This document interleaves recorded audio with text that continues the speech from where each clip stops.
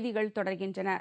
கன்னியாகுமரி மாவட்டம் ஆறுதேசம் ஆரம்ப சுகாதார நிலையத்தில் அறுவை சிகிச்சை மூலம் பிறந்த முதல் குழந்தைக்கு மாவட்ட ஆட்சியர் உதவித்தொகை மற்றும் பரிசு பொருட்களை வழங்கி சிறப்பித்தார். அண்மையில் தமிழக அரசு தேசிய சுகாதார இயக்கத்தின் கீழ் அரசு ஆரம்ப சுகாதார நிலையங்களில் அறுவை சிகிச்சை மூலம் பிரசவம் பார்க்கப்படும் என அறிவித்திருந்தது. அதன் அடிப்படையில் கன்னியாகுமரி மாவட்டத்தில் முதலாக ஆறுதேசம் ஆரம்ப சுகாதார நிலையத்தில் அஜிதா என்ற பெண்மணிக்கு கடந்த 9ஆம் தேதி நடைபெற்ற அறுவை சிகிச்சையில் ஆண் குழந்தை பிறந்தது. அந்த குழந்தையை மாவட்ட ஆட்சியர் மதுமதி நேரில் சென்று பார்வையிட்டு உதவித்தொகை மற்றும் பரிசு பொருட்களை வழங்கி சிறப்பித்தார். ஆறுதேசம் ஆரம்ப சுகாதார நிலையத்துல முதல்ல ஆபரேஷன் பண்ணி ஒரு சிசேரியன் ஆபரேஷன் பண்ணி ஒரு குழந்தை பிறந்திருக்கிறது. இதுல முக்கியத்துவம் என்னன்னா, இங்க பிஹெச்சில ஆபரேஷன் பண்ணி நம்ம மாவட்டத்துல குழந்தை எடுத்தது இதுதான் முதல் தடவையா இந்த மாதிரி சிசேரியன் ஆபரேஷன் வெற்றிகரமா பண்ணி தாயும் சேயும் நலமாக இருக்கின்றார்கள். அவருடன் மாவட்ட சுகாதாரத்துறை அதிகாரி மதுசூதனன் உட்பட அதிகாரிகள் பலர் இருந்தனர். திருச்செங்கோடு எட்டிமடை வழியாக செல்லும் புதிய பேருந்தை தேமுதிக சட்டமன்ற உறுப்பினர் சம்பத்குமார் தொடங்கி வைத்தார். திருச்செங்கோடு பகுதியில் உள்ள எட்டிமடை பக்தவச்சலம் நகர் பகுதிகளில் பேருந்து வசதி இல்லாததால் மாணவ மாணவிகள் மற்றும் பொதுமக்கள் 6 கிலோமீட்டர் வரை நடந்து செல்ல வேண்டியிருந்தது. இந்த பிரச்சினைக்கு நிரந்தர தீர்வு காணும் வகையில் தேமுதிக சட்டமன்ற உறுப்பினர் சம்பத்குமார் எடுத்த முயற்சியின் பேரில் திருச்செங்கோட்டிலிருந்து பெரியமணலிக்கு எட்டிமடை வழியாக பேருந்து விடப்பட்டது. இதற்கான விழாவில் தேமுதிக சட்டமன்ற உறுப்பினர் சம்பத்குமார் கலந்து கொண்டு பேருந்தை கொடியசைத்து தொடங்கி வைத்தார். இந்நிகழ்ச்சியில் அரசு போக்குவரத்து கழக அதிகாரிகள் மற்றும் தேமுதிக தொண்டர்கள் திரளாக கலந்து கொண்டனர்.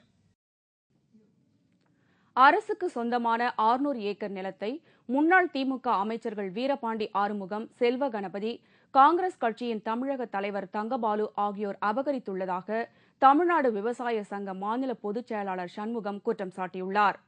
தமிழ்நாடு விவசாய சங்க மாநில பொதுச் செயலாளர் சண்முகம் சேலத்தில் நேற்று செய்தியாளர்களை சந்தித்தார். அப்போது தமிழகத்திற்கு தேவையான உர தேவையை பூர்த்தி செய்ய மத்திய அமைச்சர் மு.க. அழகிரி இதுவரை எந்தவித நடவடிக்கையும் எடுக்கவில்லை என்றும், தனியார் நிறுவனங்கள் மூலம் உரங்களை கூடுதல் விலைக்கு விற்று வருவதாகவும் குற்றம் சாட்டினார். மேலும் சேலம் மாவட்டம் கருமாந்துறை அருகே உள்ள கல்வராயன் மலையில் அரசுக்கு சொந்தமான நிலங்களை அரசு அதிகாரிகள் உதவியுடன் முன்னாள் திமுக அமைச்சர் வீரபாண்டி ஆறுமுகமும் அவரது குடும்பத்தாரும் 400 ஏக்கர் நிலத்தை அபகரித்துள்ளதாக கூறினார். அது மட்டுமல்லாமல் முன்னாள் திமுக அமைச்சர் செல்வ கணபதியும் காங்கிரஸ் கட்சியின் தமிழக தலைவர் தங்கபாலுவும் தலா 100 ஏக்கர் நிலங்களை அபகரித்துள்ளதாக சண்முகம் குற்றம் சாட்டினார். தற்போது நில அபகரிப்பு வழக்குகளை துரித நடவடிக்கை எடுத்து வரும் அதிமுக அரசு இதற்குரிய நடவடிக்கை எடுக்க வேண்டும் என்று கேட்டுக் கொண்டார். கோவையை அடுத்த தேரூரில் நாட்டியாஞ்சலி விழா வெகு சிறப்பாக நடைபெற்றது. கோவை தேரூரில் உள்ள பட்டீஸ்வரர் திருக்கோவிலில் ஆண்டுதோறும் நாட்டியாஞ்சலி விழா நடைபெறுவது வழக்கம். அதன்படி இந்த ஆண்டு நடைபெற்ற நாட்டியாஞ்சலி விழாவில் தமிழகம் முழுவதிலும் இருந்து ஏராளமான நடன கலைஞர்கள் வந்திருந்தனர்.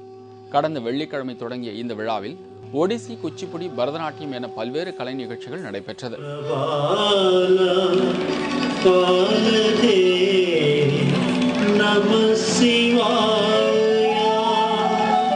பட்டீஸ்வரருடன் ஒரு நாள் என்ற போட்டியில் கோவையைச் சேர்ந்த லாவண்யா குழுவினர் வெற்றி பெற்றனர்.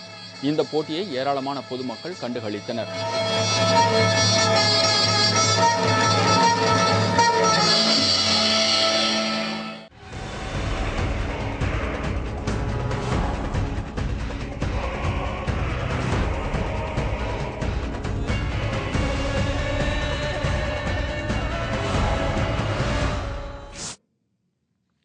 ஆச்சரியம், ஆனால் உண்மை. பயணம் செய்வதற்கு தான் வாகனம். பகீரத முயற்சி எடுத்து சாகசம் செய்வதற்கு இந்த இருசக்கர வாகனத்தை பயன்படுத்துவது முறையா? மின்னல் வேகத்தில் பறக்கும் இந்த நவீன இருசக்கர வாகனத்தை ஓட்டிச் செல்பவர் பிரத்யேகமாக செய்யப்பட்ட காலணிகளை அணிந்து பாய்ந்து செல்லும் மோட்டார் சைக்கிளை பிடித்துக்கொண்டு ஆபத்தான செயலில் ஈடுபட்டிருப்பதை பாருங்கள். போன வேகத்தில் காலணியே கொதித்து நிற்கிறது. தண்ணீரில் நின்று அந்த கொதிப்பை அடக்குகிறார். இது போன்ற விபரீத முயற்சியில் யாரும் ஈடுபட்டு விடாதீர்கள்.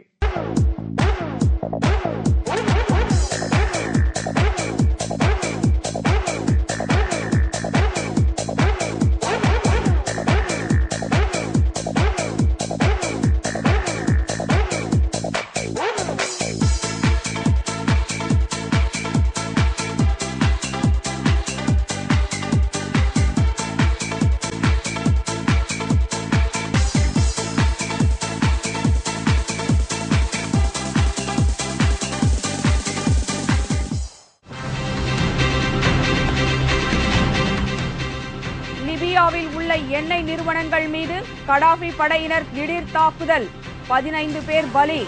விவரம் இடைவேளைக்கு பிறகு.